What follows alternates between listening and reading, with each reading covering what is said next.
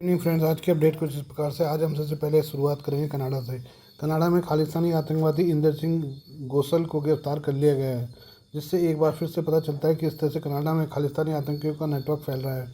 इंद्रजीत गोसल जो 36 साल का है, वो सिख फॉर जस्टिस नाम के आतंकी संगठन के प्रमुख गुरु पतवंत सिंह पन्नू का करीबी साथी है। रिपोर्ट के मुताबिक ओवाटा में इंद्रजीत सिंह गोसल को गिरफ्तार किया गया है। उस पर हथियारों को रखने को लेकर कई तरह के गंभीर आरोप हैं। गोसल पिछले साल जून 2023 में हरदीप सिंह निज्जर की हत्या के बाद से एसएफजे कनाडा में प्रमुख आयोजक बन गया था। निज्जर की मौत के बाद पन्नू ने गोसल को अपने सबसे भरोसेमंद आदमी के रूप में चुना था। गोसल की गिरफ्तारी ऐसे समय हुई है जब भारत और कनाडा दोनों ने अपने संबंधों को सुधारने और आतंकवाद और अंतर्राष्ट्रीय अपराधों से निपटने के लिए सहयोग की नई दिशा पर सहमति जताई है। गोसल की गिरफ्तारी का ये कोई पहला मामला नहीं है, बल्कि पिछले साल भी उसे गिरफ्तार किया गया था। नवंबर 2024 में भी उसे ग्रेटर टोरंटो एरिया के एक हिंदू मंदिर पर हुए हिंसक हमले में गिरफ्तार किया गया था, जहां उसने हिंदू कनाडाई श्रद्धालुओं पर हमला किया था। हालांकि बाद में उसे कई शर्तों के आधार पर रिहा किया गया था। रिपोर्ट के मुताबिक आतंकी गोसल कनाडा में कथित खालिस्तान रेफरेंडम का प्रमुख आयोजक भी बताया गया था। उसकी गतिविधियां लगातार बढ़ रही थी और खुले तौर पर भारत विरोधी एजेंडे को आगे बढ़ा रहा था। सुरक्षा एजेंसियों को यह भी जानकारी गोसल हथियारों और फंडिंग के नेटवर्क में सक्रिय भूमिका निभा रहा था, जिससे कनाडा में अलगाववादी ताकतों को लगातार मदद मिल रही थी। और लंबे समय तक खालिस्तानी आतंकी पन्नून का पर्सनल सिक्योरिटी ऑफिसर भी रह चुका है और एसएफजे के अभियानों को कनाडा में संगठित करने में उसकी भूमिका बेहद अहम रही है। आपको बता दें कि पन्नू को भारत सरकार ने जुलाई 2020 में आतंकवादी घोषित किया था। इसके अलावा भारत में एसएफजे को ही प्रतिबंधित संगठन करार दिया गया था। भारत में एसएफजे और पन्नून के खिलाफ 100 से ज़्यादा मामले दर्ज हैं, जिनमें से लगभग 60 सिर्फ पंजाब में दर्ज हैं। ऐसे में गोसल की गिरफ्तारी पन्नून के लिए बड़ा झटका है। आइए बात करें पाकिस्तान की। पाकिस्तान दुनिया के क्या देशों में शामिल है जहाँ की सेना अपने ही लोगों की हत्याएं करती रहती है। हाल ही में ही पाकिस्तानी वायुसेना ने अफगानिस्तान से सटे खैबर पख्तूनख्वा सूबे में अपने ही नागरिकों को भारी बमबारी की। बमबारी लड़ाकू विमानों के जरिए की गई, जिसमें आम लोगों को जान बचाने का मौका तक नहीं मिला। इन हवाई हमलों में महिलाओं, बच्चों समेत 30 लोग मारे गए और कई दर्जन जख्मी हो गए। ऐसे में सवाल उठता है कि आखिर पाकिस्तान ने अपने ही लोगों पर हवाई हमले क्यों किए। पाकिस्तानी वायुसेना ने सोमवार तड़के खैबर पख्तूनख्वा में हवाई हमले किए। स्थानीय मीडिया रिपोर्टर में बताया गया कि इस दौरान पाकिस्तानी JF-17 लड़ाकू विमानों में पश्तून बहुल मत्रे दारा गांव पर लगभग 2 बजे 8 LS-6 बम गिराए। LS-6 बम को चीन ने बनाया है। यह सटीक हमला करने वाले गाइडेड बम है। इसे अमेरिकी जॉइंट डायरेक्टरेट अटैक म्यूनिशन के समान माना जाता है, लेकिन अमेरिकी हथियारों की मारक क्षमता काफ़ी ज़्यादा है। पाकिस्तान के इन हवाई हमलों में महिलाओं और बच्चों समेत कम से कम 30 लोगों की मौत हो गई। कई अन्य घायल भी हुए हैं, लेकिन उनकी स्थिति अभी स्पष्ट नहीं है। हमलों के बाद सोशल मीडिया में कई तस्वीरें और वीडियो शेयर किए जा रहे हैं, जिसमें तबाह हुए घर और चारों ओर लाशें दिखाई दे रही हैं। स्थानीय लोग मलबों में फंसे जिंदा लोगों को बचाने की कोशिश करते हुए नजर आ रहे हैं। इस इलाके में अस्पताल के अभाव को देखते हुए मृतकों की संख्या बढ़ने की आशंका जताई जा रही है। पाकिस्तान का दावा कि उसने इस इलाके में मौजूद तहरीक-ए-तालिबान पाकिस्तान TTP के ठिकानों को निशाना बनाया है। इसके लिए पाकिस्तानी वायुसेना के JF-17 लड़ाकू विमानों का इस्तेमाल किया गया है। हालांकि निशाना बनाया गया खैबर पख्तूनख्वा के आम पश्तूनों को। स्थानीय लोगों का कहना है कि मारे गए लोगों का TTP से कोई संबंध नहीं था। इसके बावजूद पाकिस्तान ने गलत सूचना के आधार पर अपने ही लोगों पर बमबारी कर दी। पाकिस्तान के खैबर पख्तूनख्वा क्षेत्र को आतंकवाद का गढ़ माना जाता है। इस सूबे के अधिकतर सीमांत इलाकों में तहरीक-ए-तालिबान पाकिस्तान, जिसे पाकिस्तान तालिबान भी कहा जाता है, का कब्जा है। प्रांतीय पुलिस के अधिकारी रिपोर्टों के अनुसार खैबर पख्तूनख्वा प्रांत में इस साल अगस्त तक 605 आतंकी घटनाएं हुई हैं। इन 605 घटनाओं में 138 नागरिक मारे गए, 352 घायल हुए हैं। रिपोर्ट में आगे कहा गया इन घायल घटनाओं में 79 पुलिसकर्मी मारे गए हैं, 130 घायल हुए हैं। अकेले अगस्त में प्रांत में 129 आतंकी हमले हुए हैं, जिनमें 17 नागरिकों और 13 पुलिसकर्मियों की जान चली गई। 51 नागरिक और 46 पुलिसकर्मी भी घायल हुए। ये बात करें अमेरिकी राष्ट्रपति डोनाल्ड ट्रंप की। अमेरिकी राष्ट्रपति डोनाल्ड ट्रंप ने अफगानिस्तान के बगराम एयरबेस पर नियंत्रण की इच्छा जताई है। उन्हें साफ तौर पर कहा कि तालिबान को यह बेस अमेरिकी सेना को सौंप देना चाहिए। तालिबान की ओर से इनकार पर ट्रंप ने बुरे अंजाम भुगतने की धमकी तक दी है। ट्रंप प्रशासन की कोशिश इस भेस से चीन, ईरान और रूस के खिलाफ क्षेत्र में अपनी स्थिति मजबूत करने की है। हालांकि इसमें अमेरिका के लिए सबसे अहम देश पाकिस्तान है। पाकिस्तानी अमेरिका के बगराम तक पहुंचने की सीढ़ी बन सकता है।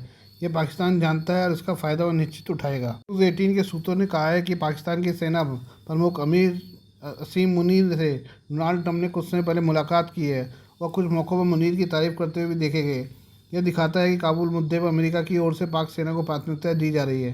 ट्रंप के कदमों से पता चलता है कि अमेरिका अभी भी पाकिस्तान को ही अफगानिस्तान का गेटकीपर मानता है। बगराम की भौगोलिक स्थिति इसके एयरबेस को तिब्बत, सिंजियांग और चीन के पश्चिमी परमाणु और मिसाइल प्रतिबंधों की निगरानी के लिए आदर्श बनाती है। ऐसे में अमेरिका बगराम में वापसी को पूरे क्षेत्र में निवारक क्षमता निर्माण के रूप में देख रहा है। बगराम के जरिए अमेरिका इस क्षेत्र में अपनी विश्वसनीयता को फिर से स्थापित करने का प्रयास कर रहा है। अमेरिका 2021 में खोई अपनी ताकत हासिल करने की कोशिश में अगर पाकिस्तान के रास्ते बगराम तक पहुंचता है तो इसका पाक सरकार और सेना पूरा फ़ायदा उठाएगी। खास तौर से पाक आर्मी चीफ असीम मुनीर अमेरिका से सैन्य उपकरण और मदद हासिल करेंगे। वहीं इस्लामाबाद भी वैश्विक मंचों पर समर्थन की उम्मीद अमेरिका से करेगा। हालांकि तालिबान ने अमेरिका के बगराम पर नियंत्रण का कड़ा विरोध जताया, युद्ध की धमकी दी है। तालिबान ने साफ कर दिया कि अमेरिका को किसी तरह की एंट्री अफगानिस्तान में नहीं चाहता है। तालिबान की ओर से ट्रंप के कड़े प्रतिरोध का अर्थ है कि पाकिस्तान की सहायता या तालिबान को विभाजित किए बिना यानी नई गुटों को खड़ा किए बगैर अमेरिका को बगराम का नियंत्रण नहीं मिल सकता है। बगराम में अमेरिकी सेना की उपस्थिति फिर से होती है तो क्षेत्र में शक्ति का समीकरण भी अमेरिका पाकिस्तान की ओर स्पष्ट रूप से झुक जाएगा।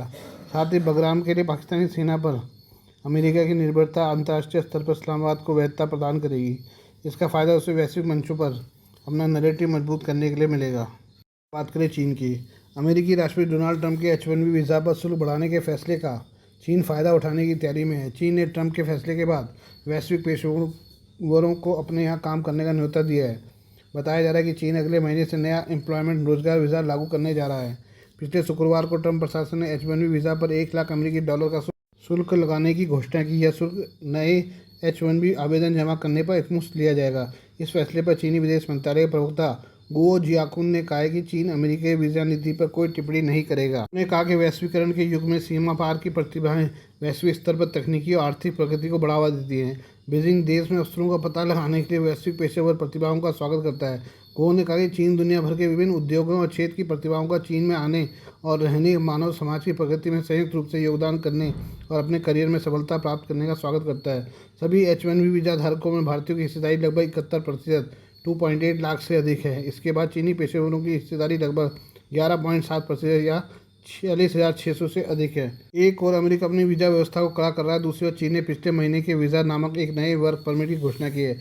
इसके तहत दुनिया भर के योग्य पेशेवर देश में आ सकते हैं और काम के अवसर तलाश सकते हैं। के वीज़ा 1 अक्टूबर से प्रभावी होगा। इसका उद्देश्य युवा विज्ञान और तकनीकी प्रतिभाओं को आकर्षित करना है। इसके लिए किसी घरेलू नियोक्ता या संस्था को निरंतर जारी करने की आवश्यकता नहीं है। चीन की समाचार एजेंसी के मुताबिक नई वीज़ा श्रेणी को राज्य परिषद ने अनुमोदित किया था और देश के प्रवेश और निकास निगमों में संशोधन के हिस्से के रूप में पिछले महीने प्रधानमंत्री ली क्यांग ने इस पर हस्ताक्षर किए थे।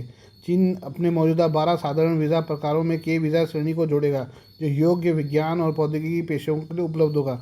इन वीज़ा धारकों को अनुमत प्रविष्टियों की संख्या, वैधता अवधि और प्रवास की अवधि के मामले में चीन अधिक सुविधा प्रदान करेगा। के वीज़ा धारक शिक्षा और सांस्कृतिक आदान प्रदान, विज्ञान और प्रौद्योगिकी गतिविधियों तथा उद्यमिता व्यवसाय में भी संलग्न हो सकते हैं। एक अधिकारी ने कहा कि चीन के विकास के लिए दुनिया भर की प्रतिभाओं की भागीदारी की आवश्यकता है।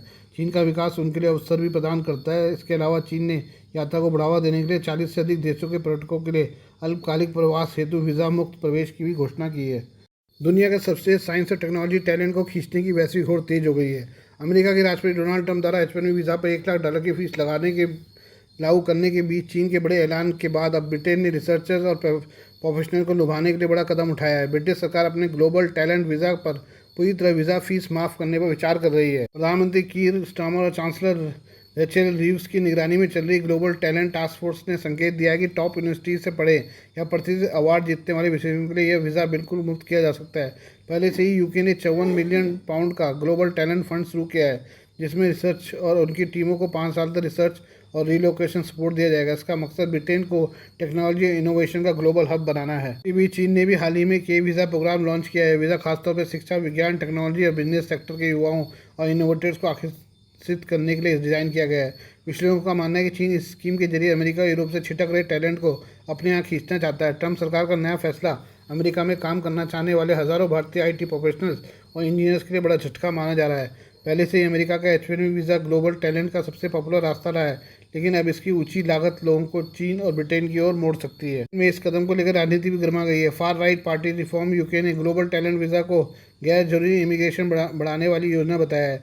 पार्टी प्रमुख नाइजल फराज ने कहा कि उनकी पार्टी सत्ता में आई तो स्थायी निवास ILR का रास्ता बंद कर देगी। हालांकि डाउनिंग स्ट्रीट ने उनके आरोपों को अवास्तविक और समाज को बांटने वाली राजनीति कहा है। Please do like, share and subscribe this channel of my news, views and analysis by Prakash.